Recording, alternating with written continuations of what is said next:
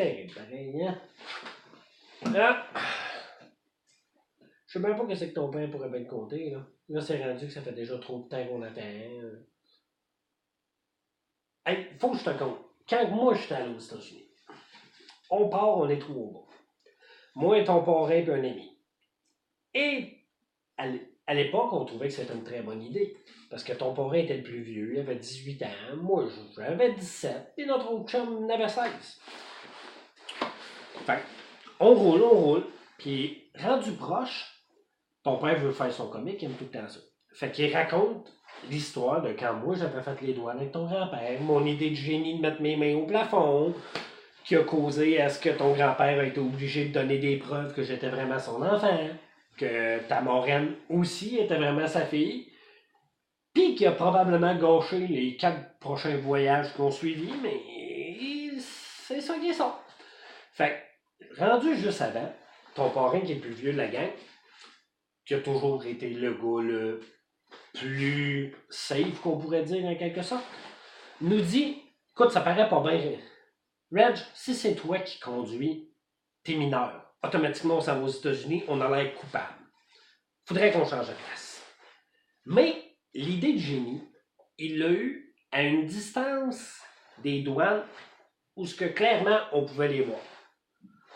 Ton père, là, on les voyait d'ici. Fait si nous autres, on les voyait, eux autres nous voyaient. Mais les trois génies, là, les purs aventuriers, ont jamais pensé à ça.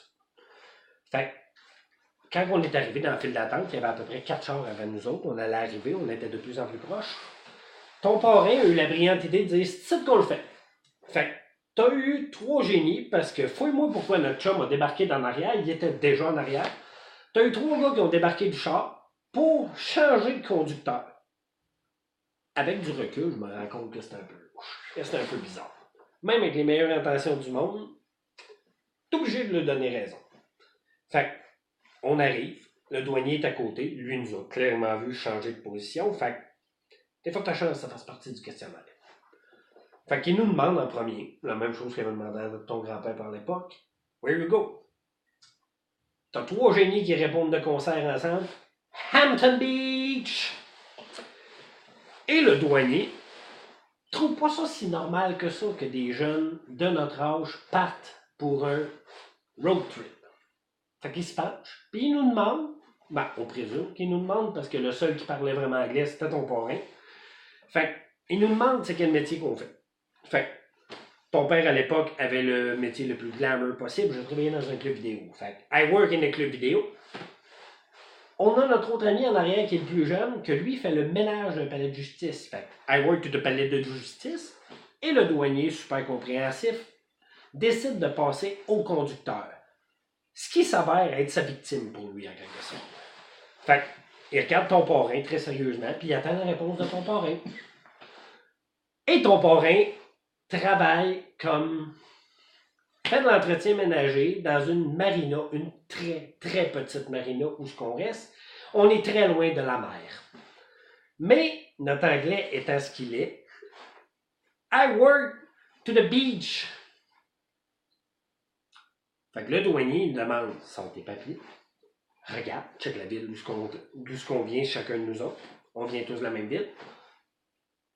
Et clairement, dans son visage, il réalise que to the beach, je doute que ça marche.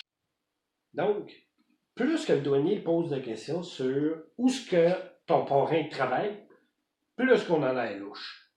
Plus qu'on a plus l'air à vraiment aller aux États-Unis pour être aux États-Unis. Fait que le douanier, il suggère fortement, ça c'est ce qu'on comprend même si on n'est pas anglophone, c'était facile, c'était clair. Il a rentré sa main dans la portière, il a ouvert la portière, il a pris ton parrain, il a sorti ton parrain. Et il commence à faire le tour du char. Il parle une langue qu'on comprend pas, et on comprend clairement, nous autres, la seule chose qu'on comprend, qu'on n'a pas d'affaires là, on est dans la merde. Et il demande d'ouvrir la valise. Ton parrain, il sait pas ce qu'on a mis dans la valise. D'ailleurs, moi non plus, je sais même pas ce que j'ai dans ma valise de char. Fait qu'il ouvre la valise, puis on voit ton parrain changer de couleur. C'est facile.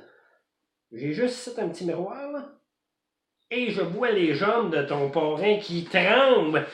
Parce que c'est quoi les États-Unis? C'est les mains au plafond, puis tu prends pas de chance, tu sais jamais quand est-ce qu'ils peuvent tirer. Je te l'ai dit. Ben, finalement, ça a été bien correct. On n'avait rien dans la valise de bizarre. On a pu partir. Puis... Mais Colin, à quel point il faut avoir le courage de défendre ses opinions pour que ton parrain continue à lui crier « I work to the beach!